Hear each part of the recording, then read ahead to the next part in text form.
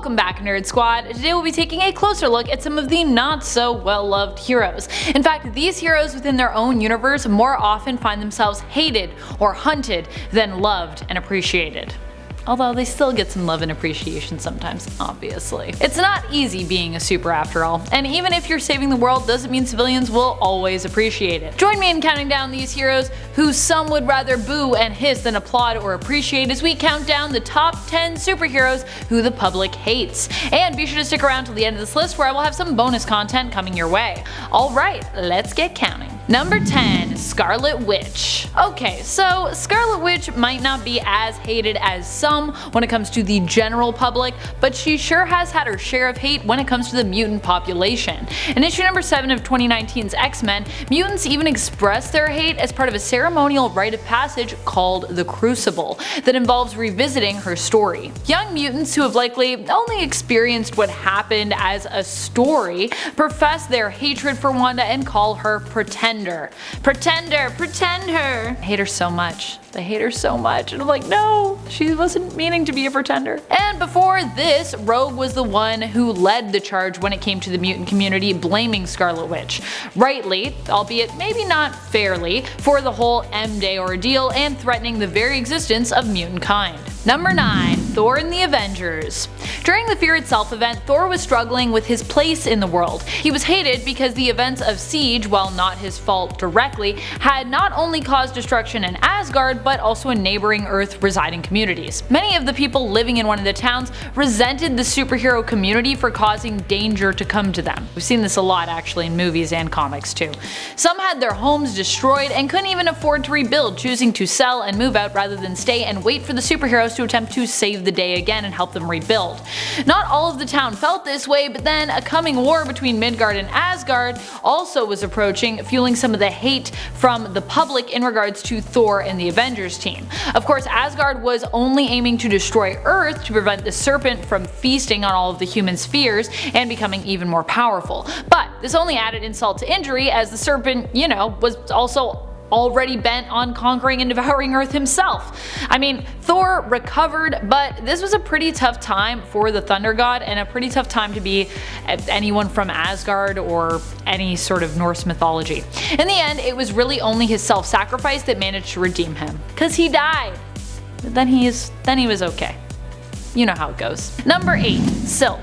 Silk is Cindy Moon. She has similar powers to Peter Parker's Spider-Man, including a built-in danger sense, but she can actually also produce her own organic webbing, which I think actually is really cool. Hers is probably the least gross, I think. She even sometimes uses the skill to spin herself a disposable silk suit spider costume. After her and Peter dated or hooked up for a bit, she ended up settling back into her own life and searching for her family. She had been locked up in a bunker for years, long story. Anyways, like Peter much later on, she also got some of the J. Jonah Jameson treatment when it came to her superhero persona of Silk. Though even Jameson himself very much liked Cindy for a time in volume 1 of her series when she was working for him. Number 7. Green Lantern. When comics made the choice to turn Hal Jordan into Parallax and had him basically threaten the entire DC universe, they also created a world of hate for him, with some readers but mostly within the comic book world, and especially in the realms of the superhero community. Even today, more than 20 years later, people still bring this up in the comics. People are not over it. They're like, remember that time you pretty much almost killed everybody? He's like, geez, guy can't get over that stuff. Number 6. Spider-Man. He's a menace! At least that's what JJ would have us think. But the fact of the matter is that a lot of people in New York read the Daily Bugle and trust what it has to say. So when they do stories about Spider-Man being a criminal, a murderer, a dang menace, people are inclined to believe those words, which has led to a lot of problems for Spider-Man. And let's not forget the amount of times people have tried to frame him. Right from the beginning, Chameleon himself tried that ploy, and we've seen it happen a few more times in the comics as well. He's just so frameable, Spider-Man, isn't he? Number 5. Deadpool. While movie-going audiences may love Deadpool, not everybody does. Not only is he considered a major menace within the superhero community who no one really wants to team up with, sadly, but his disregard for human life and his violent nature also make him feared by your average civilians in the comic book world as well. Number 4. Booster Gold. Although he does for a time end up achieving celebrity status, Booster Gold is still probably one of the least liked superheroes across the board in the DC universe. Likely because his heroics all appear to be for the fame. This doesn't of course stop him from becoming famous, but once people find out that he's kind of a sham with stolen future tech and yet a man from the future with really no relevant information to share with those in the past, many of the public often seem to be finding themselves rolling their eyes at him as much as the superhero community does.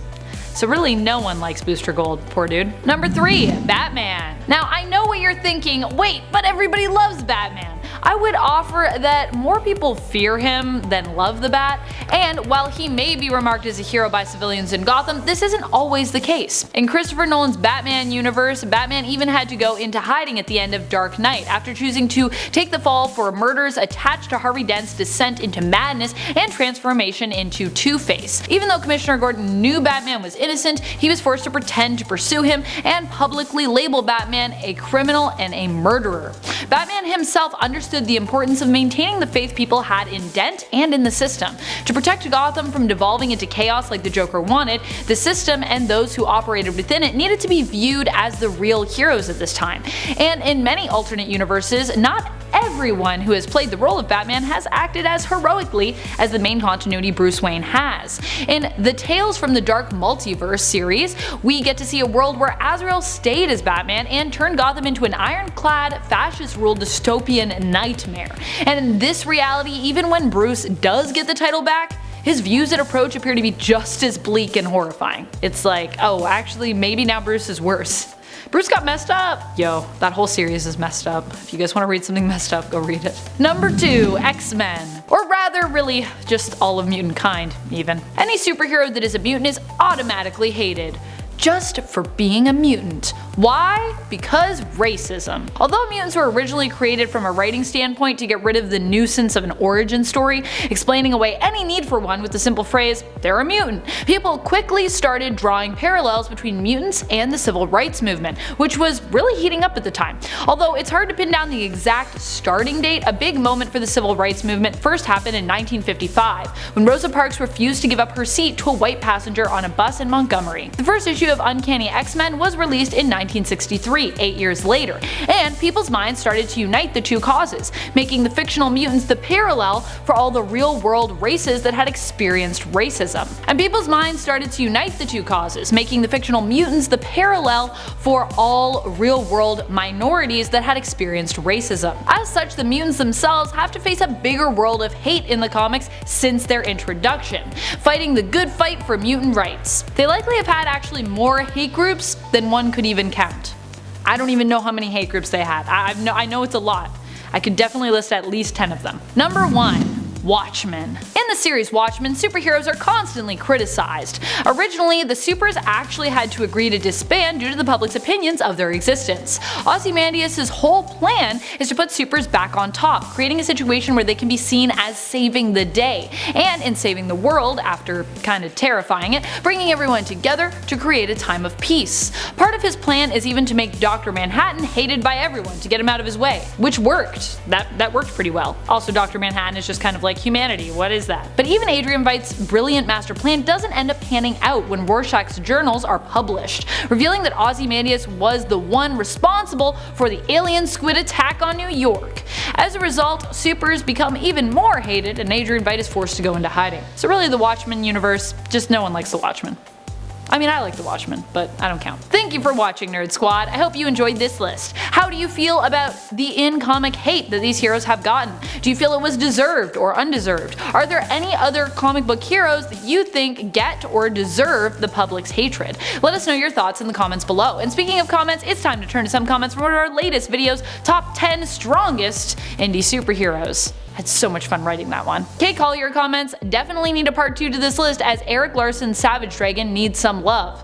So I wasn't aware of this amazing superhero, but I am now because of your comment. Thank you so much for sharing this. Also, I just want to say it was a joy to read these comments. So many of you have so much love for so many different indie heroes. It brings joy to my heart. I myself initially thought of about 30 indie superheroes that I wanted to include on that list, but I kind of had to try to shave it down because, you know, I can only have 10. So I definitely hope we get to revisit the world of indie comics and superheroes more. I got a lot more I want to talk about with you, and I have lots of new ones that I now need to read up on. so thank you for sharing those. FryGuy38 writes, Spawn should definitely be in part 2. He is the anti-hero when I think of indie comics. Spawn is definitely God. Actually, wasn't there like a literal storyline where he was God too? Anyways, he was on my long list, but it was between him and Hellboy, and I decided to go with Hellboy this time for that list, though both are super strong. Hopefully we'll see Spawn in a part 2, he definitely deserves a mention for sure, and that is all the time we have for comments today. Be sure to comment below for a chance to have your opinions featured in a future list. This has been Top 10 Nerd, and I'm your host Amanda McKnight, reminding you to stay nerdy, YouTube.